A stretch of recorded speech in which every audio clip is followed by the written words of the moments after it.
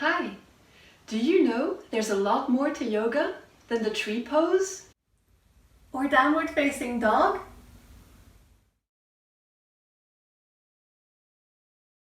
Yoga is a science of personal transformation that addresses all levels, the physical, emotional, and spiritual.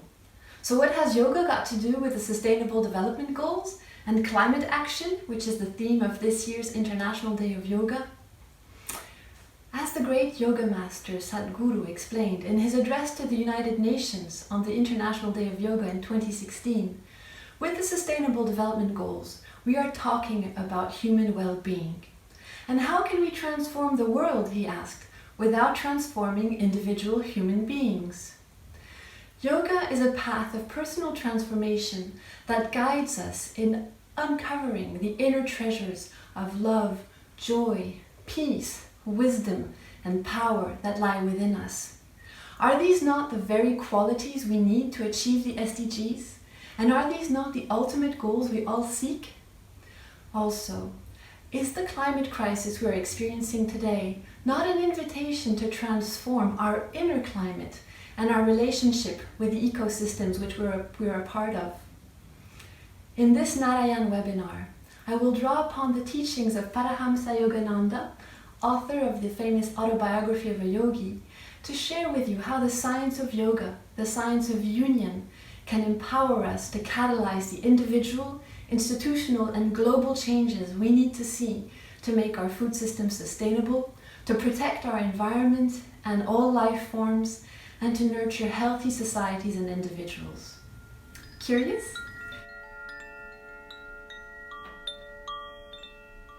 So welcome everybody to this first Narayan webinar on the occasion of the International Day of Yoga, a very special day, the longest day of the year, the first day of the summer for us in the Northern Hemisphere, first day of the winter for those of us who are with us from Australia. I'll start by going to about a 25 minute presentation to share with you what is a personal perspective on the links between yoga, SDGs, and climate action that but brought from the teachings I've received, especially from the yoga master Yogananda, his disciple Swami Kriyananda. So you'll see there are many yoga masters. Those are those I've learned from. And I'll share this with you today. So for presentation and then an exchange, and we can conclude with a little guided meditation, if that is all well for you. So what does the science of yoga have to do with the Sustainable Development Goals and climate action? I thought I'd start by explaining a little bit what Narayan is and why is it that I'm even asking this question and organizing a webinar on it. Many of you would know that I've been working quite a few years in the area of sustainable development, especially nutrition, food security. And somewhere along the way, I became a yoga teacher because I found that the teachings and the practice of yoga and meditation so enriched my life and my capacity to work in what I found new and more fulfilling ways in this area, that I thought this is something I would like to share, what the science of yoga can bring to our work in sustainable development. So it came from a personal experience that I hope will resonate with some of you and maybe even and make you more curious to delve more into that. And I know many of you are already yoga aficionados or yogis. And what is the vision behind Narayan is I'm quite convinced that I've seen too many projects fail, basically, because teams didn't get along or because there were institutional problems. And I found that most of the time when there were tensions, it's because people were tense or feel threatened or insecure or unhappy or stressed. And I'm like, oh my gosh, these projects would work so much better if people were well. And, we try to talk about peace in the world and well-being and so on, but how can we do that without ourselves being at peace? And that's why I really believe that the global and institutional change we want to see towards more sustainable, equitable food systems and economies will come from working better together. And I think that will come from personal well-being and higher consciousness, And also another level is reconnecting with the sacredness of life in all its forms. And I'll say a bit more about that as we go along. An initial intuition that made me click when I was still working with FAO was one day a conversation with David Nabarro, whom some of you may know. He won the World Food Prize last year and has done many things, including creating the Scaling Up Nutrition movement. But he said in passing, almost as a light comment, he was working at the time on Agenda 2030 with the UN Secretary General Ban Ki-moon, and he mentioned, there's an unwritten 18th Sustainable Development Goal, which is about love and joy, and it infuses all the others. And that really struck me because the kind of yoga I am practicing is called Ananda Yoga, the yoga of joy. And so it made me click, of course. Why are we doing all of this? Isn't love and joy the ultimate goal? Why do we want health, education, and so on? Isn't it to be happy? And also, isn't it those energies that we need to actually achieve the SDGs? Because we're going to have to move mountains basically to achieve them. And if it's not with the energy of love and joy that can help us do that, what is it? So I really see it as and we're calling it, at one point we called it SDG 18, now we're shifting to SDG 0 because it's like, we see it like the essence, the whole, not the hole in the middle of the SDGs, but the WHOLE, the alpha omega of the SDGs. So that's where there was an aha moment, which led to the creation of Narayan, and which already gives you a little bit of an idea of this connection between yoga and the SDGs. So what do they have in common? Well, I'll just highlight 3 elements. I'm sure there are many more. But first is that they all have to do with well-being. The sustainable development goals, the yoga master Sadhguru, who addressed the United Nations Assembly on the 2016 International Day of Yoga, said, if you look at the SDGs, they're all about well-being, really. And I thought that resonated very well. And if you think of climate action, why are we concerned? It's because our planet is not well. It's not just the fact that temperatures are rising, it's the soils are depleted, the oceans are polluted. Like, these are all signs of the planet not being well. And yoga is a path for personal well-being as well. There's another element they have in common, which is yoga is a path of transformation. They all have to do with transformation. The Sustainable Development Goals were an affirmation of wanting to transform our approach to development, like also shifting from, the rich north telling the poor south how to develop, to make a bit of a caricature, but these are universal goals. And they also meant to cut across sectoral silos and to engage all peoples, all different stakeholders to work together. So they're quite an invitation to transform the way we've been doing development. When it comes to climate change, this is a profound transformation of our planet that's happening, and we won't prevent the change. Actually, we are going to have to transform to adapt, but also the unwellness that our planet is manifesting is maybe an invitation for us to transform our relationship with the planet. Maybe we've been consumers of the planet's natural resources, and she is now inviting us to reconnect with the role of custodians or mutual caretakers. She takes care of us and is maybe asking us to do our part in the caretaking, because she can't take care of us if we don't take care of her. So I think there is a transformation of our relationship with nature and the earth at stake here. And yoga is a path of a deep personal transformation, and I will go a little bit more into that. And I liked very much this quote again by Sadhguru. I listened to his address on YouTube the other day. I can share the link with you. It's really inspiring. And he was saying, how can we transform the world without transforming human beings? He was also mentioning how once he'd met a few Nobel Peace Prize winners and had asked them, do you feel peace inside? And a few of them could say, yes, I feel peace. And you're like, well, how can we spread peace in the world if we do not experience inner peace ourselves? So there is a transformation at stake. And last but not least, at least on my little list here, is union. Yoga means union, and I'll go back to that, and I'll expand. And I thought, when I found that out, I thought, hey, maybe the United Nations in a way were an act of yoga. For the first time in human history, all these governments, nations saying, affirming that we want peace and we want unity. And they were affirming this right as, at the as they were stepping out. We were stepping out of two very destructive world wars. So the United Nations are an expression of, humanity's desire for union. I also like to see the SDGs as an act of yoga. I mean, I don't know if you've read the preamble of Agenda 2030. It's actually very inspiring. We resolve to build a better future for all people. What we're announcing today is an agenda for global action for the next 15 years. It's a charter for people and planet in the 21st century. We the peoples are the celebrated opening words of the UN Charter. It is we the peoples who are embarking today on the road to 2030.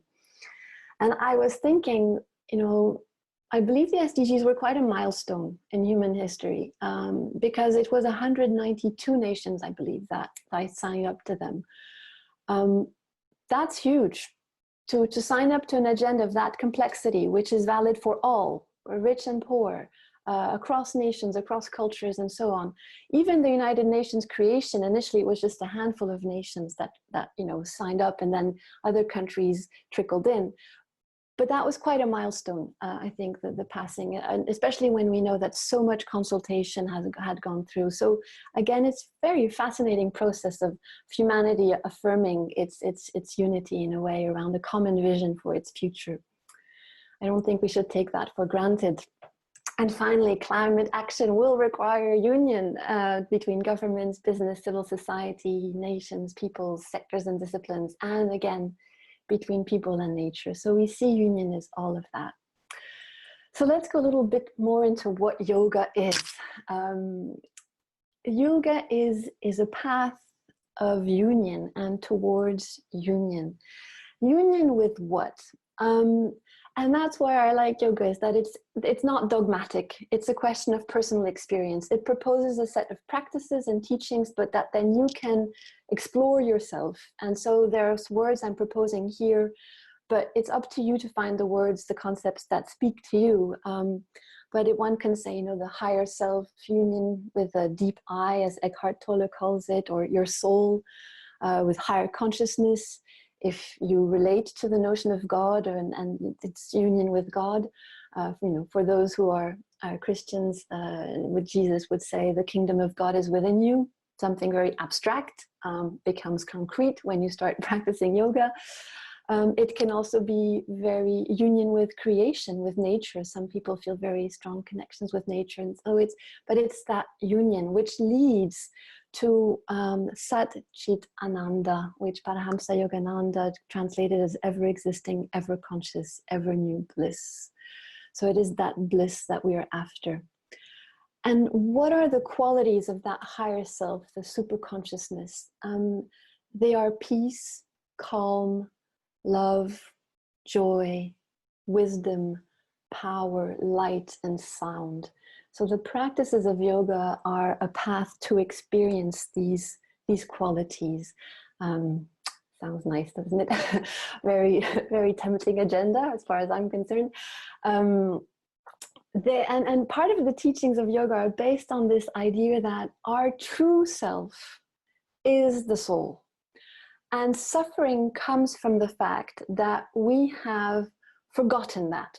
And that is how they define the ego. The ego is the soul that has forgotten its identity as divine, basically, and that identifies with the limited conditions of this body and of this life, and therefore suffers, because part of us remembers that there must be something better than this, basically.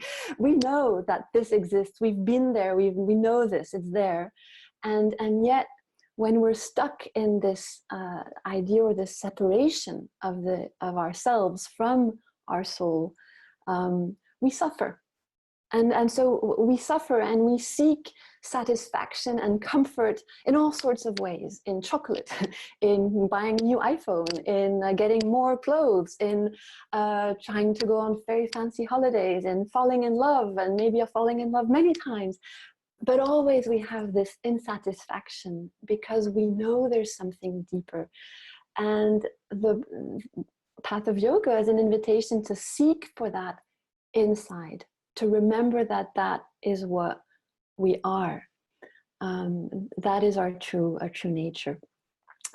So that's an invitation to access, embody, and express these qualities. And wouldn't we be happier if we could be, you know, that wisdom, that power, that love? And wouldn't the world be a better place? Isn't that the kind of transformation we want to see in the world? And well, if it doesn't start with us, it probably ain't going to happen. So how do we get there? That's the whole question, really.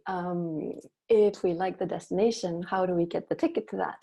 Well, this great sage Patanjali, or maybe several sages, we don't know, these are very ancient texts, wrote what are known as the Yoga Sutras of Patanjali.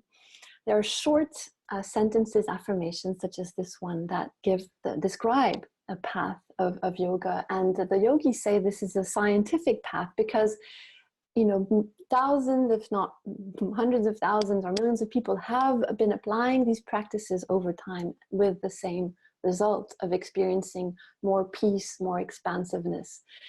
And the second aphorism in the Yoga Sutras is this one: Yogas chitta vritti nirod. Yoga is the neutralization of the whirlpools or vortices of feeling.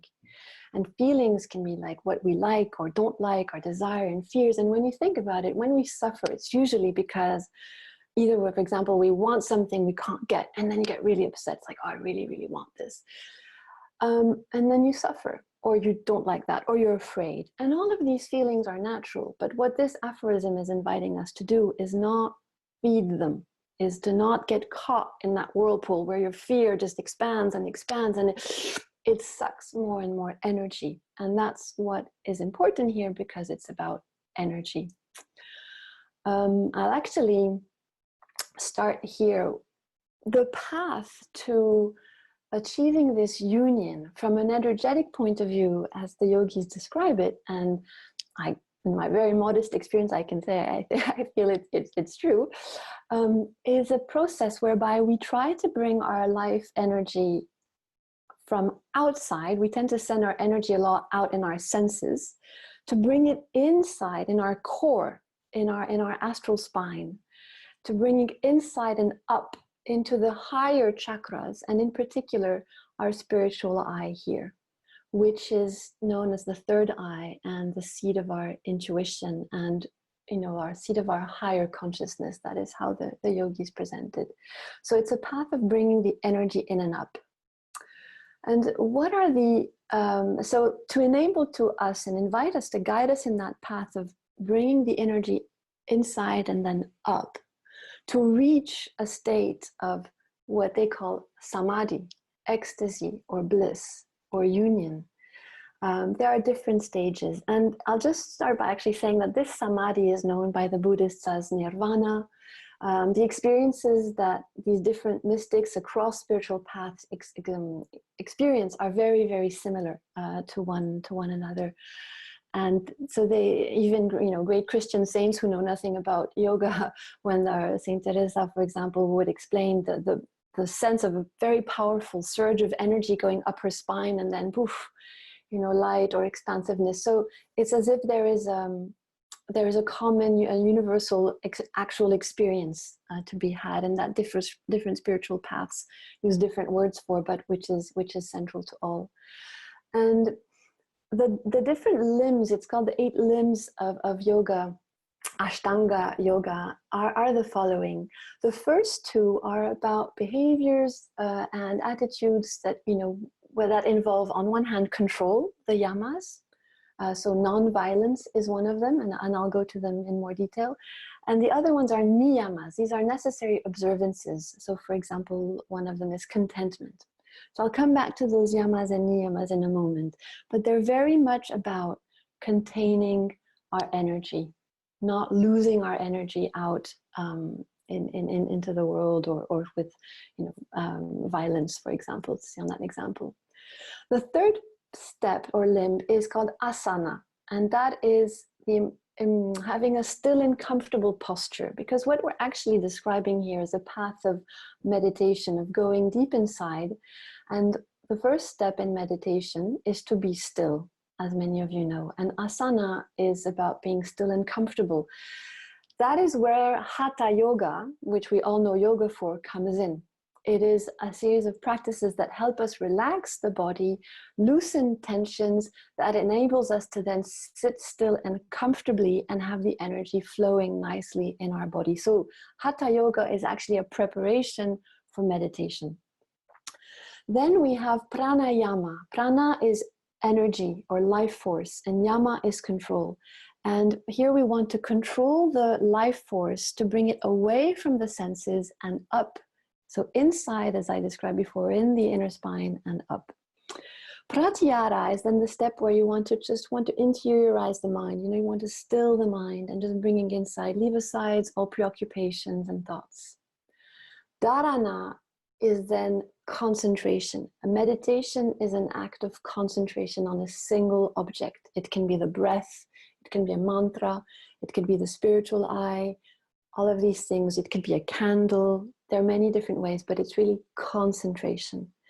And these practices open the door to dhyana, which is really meditation per se, when you become the object of the of your concentration.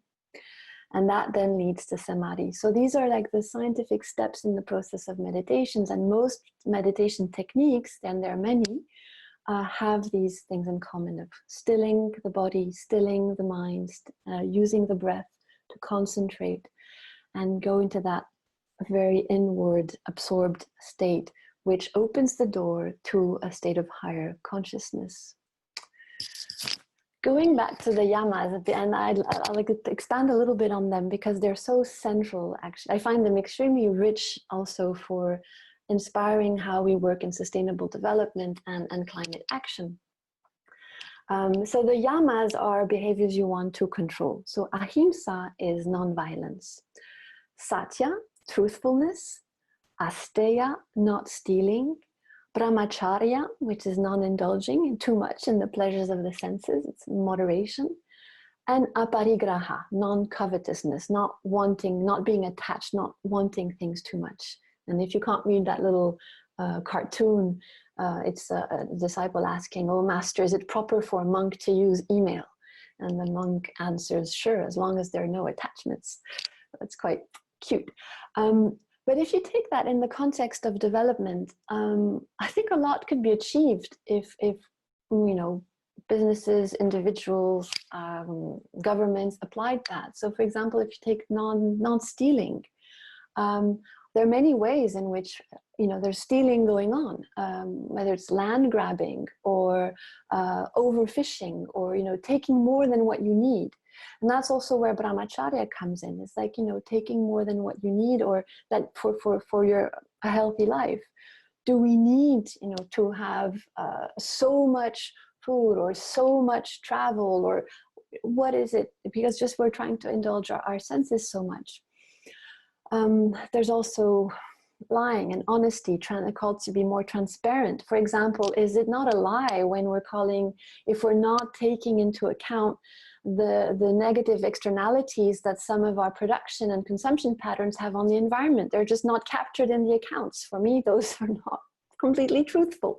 So it's just to give you an idea of how these can be applied at an individual level, but also at an institutional level and an international level.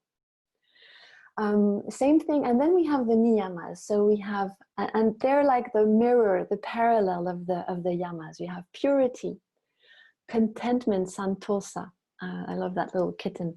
But again, if you're content with what you have, you're not necessarily going to overconsume or overdo it. And that also echoes with tapasya, austerity, just taking what you need. And these are all related also to saving our energy.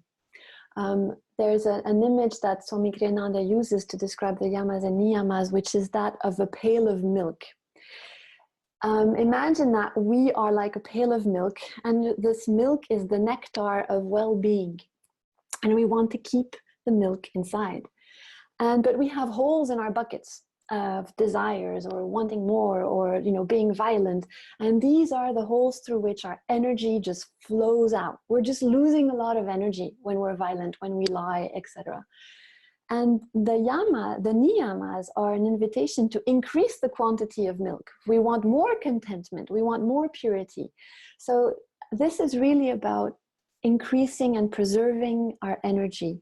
And there are two here that are written. One is Swadhyaya, study of the self. And that's the invitation to know yourself as your true self, i.e. that soul that is full of love and joy, that everything is within. Because when you know that truth, you really don't need a lot more. You don't need to be over-consuming, because you find that joy, that love, you know it's within you. And devotion is the notion of devotion to something greater than yourself. And it doesn't matter how you conceive of it. There's immense freedom of belief and thought in yoga. It's something very personal, but it is this notion of there is something greater than myself. I sometimes like to call it life with a big L, this mysterious power that animates all things, and showing respect and respecting the sacredness of that expression, whether it's in a bird or in a flower or in our oceans. Now, it's not easy to do all of this, right? Of course, like, oh yeah, sure, I'll respect all of those yamas and niyamas, perfect.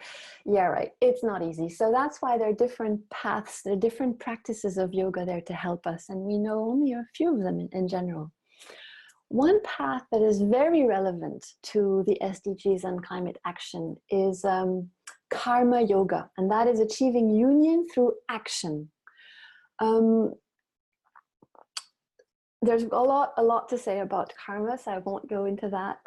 It's really, the more we get tied in our actions, the more we get stuck in this identification with the ego.